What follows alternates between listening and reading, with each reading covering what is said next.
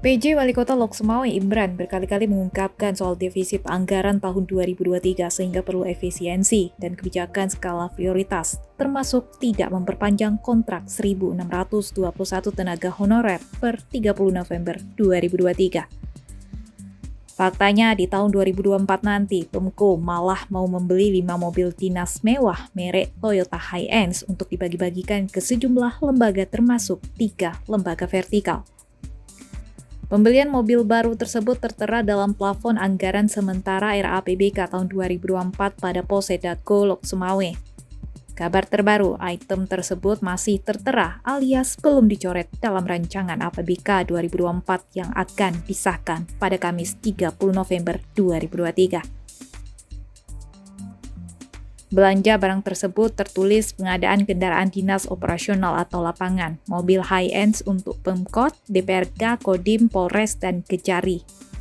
Masing-masing unit seharga Rp750 juta dengan total beban anggaran publik sebesar Rp3,7 miliar. Bila direalisasikan sesuai nilai per unit tersebut, maka Hiace yang akan dibeli adalah tipe terbaru Premio Minivans 16 seater seharga Rp638 juta. Kemudian pada kode belanja lain juga tertera biaya jasa pemeliharaan seluruh kendaraan dinas para pejabat dan kendaraan dinas operasional berikut pajak kendaraan mencapai 1 miliar lebih. Parahnya lagi, pada Posedako juga tertera biaya rapat koordinasi dan konsultasi dengan SKPD selama tahun 2024 yaitu sebesar Rp3 miliar. Pada pos sama, tertera 3 item anggaran dengan judul nyaris sama dan membingungkan.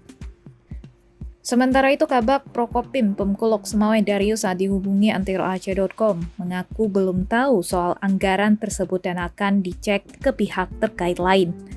Kemudian antiroaceh.com juga berusaha mengkonfirmasi PJ Wali Kota Lok Sumawe Imran melalui pesan WhatsApp, namun sampai berita ini ditayangkan belum ada balasan.